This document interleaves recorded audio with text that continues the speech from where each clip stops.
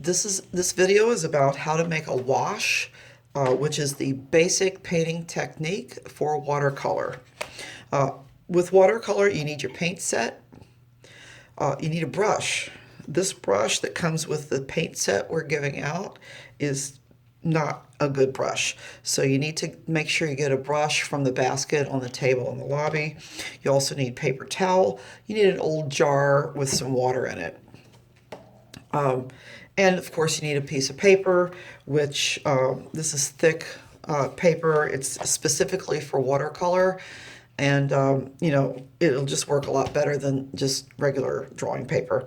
Now, to prepare my paint, I dipped my brush in water and just put a bunch of drops of water inside each color I'm going to use.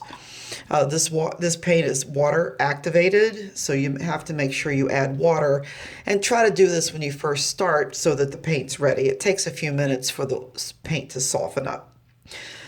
Now, I've got two boxes on my paper. I'm going to show you two different ways to make a wash. And I'm going to prepare a color in one of these little trays up here, just so I have a color ready. Now I'm going to get a little bit of water in one of these. See, this paint, this is some paint I was using the other day, and it just gets reactivated with water. That little bit of green's not going to hurt anything. I'm just going to add some extra blue. You want to make sure you have enough paint prepared to cover the whole area you're doing. You don't want to have to stop and mix paint halfway through. Anytime you let watercolor paint dry on your paper, there's going to be an edge there that you can never get rid of again. So I'm going to prepare, just to make this go faster, I'm just going to prepare a lot of this blue color. And then I'll do both boxes in blue. I think that's enough. All right, so I've got a lot of paint on my brush already, and the first way I'm going to show how to make a wash is just go ahead and do it. Now, I'm going to be sometimes tilting my paper up like this, because as you tilt your paper, if you just have it flat on the table, your paint's going to just kind of stay where you put it. But what I'm going to show you is using gravity to get that even coat of paint. So if you see the paper go like this, that means I'm tilting it up and letting gravity help me make a nice smooth coat of paint. All right, so I'm just going to get my brushes loaded with blue paint, and I'm just going to start at the top of the box, and I'm just going to go like this. And you can see that puddle start to form. So I'm just going to do another row like that. And you can see that puddle coming down. So I'm just going to keep going like that. And you see the puddle just going right down. I hope you can see.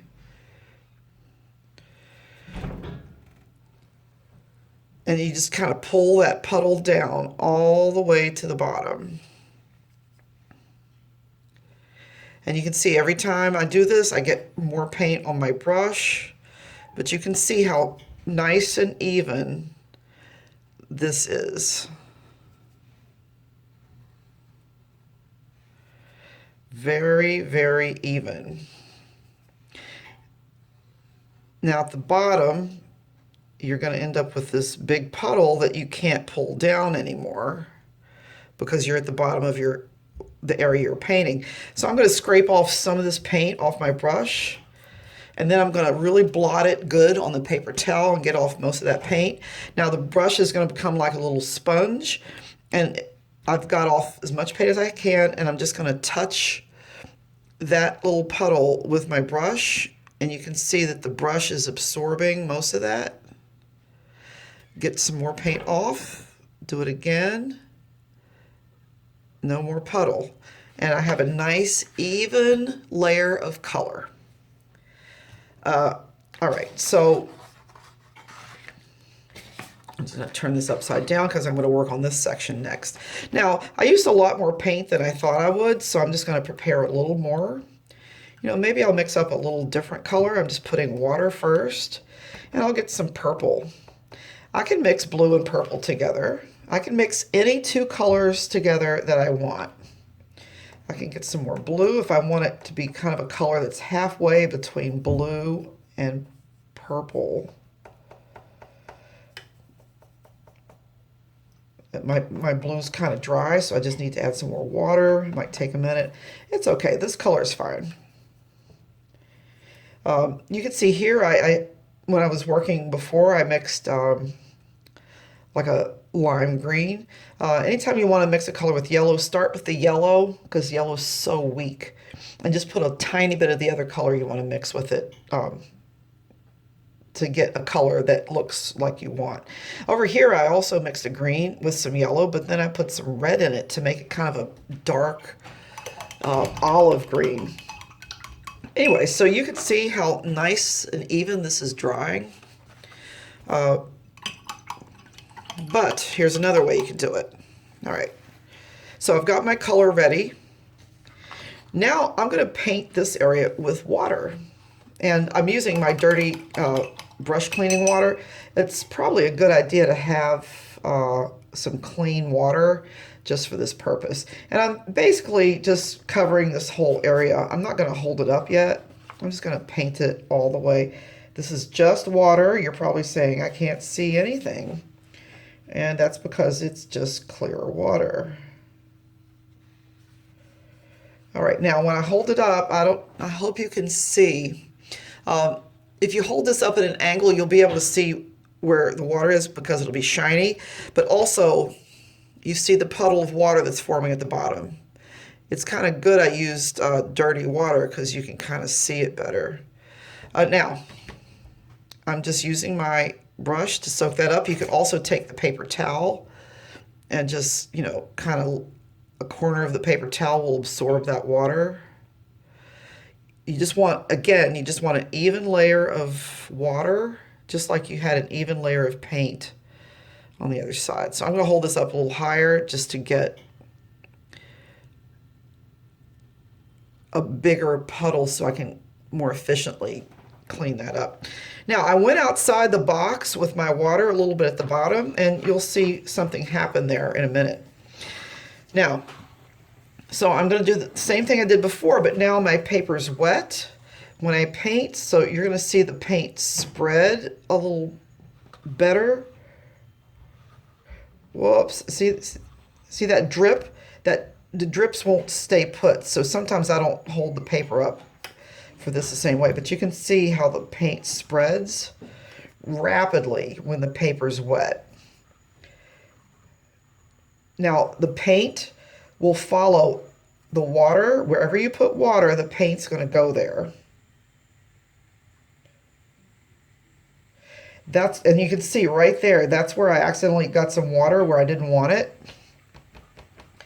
I'm going to just use my paper towel to absorb some of these big puddles. That's a really big puddle. And you can see the paper towel just absorbs all that water. There's that little drip. I got water there accidentally, so the paint followed it.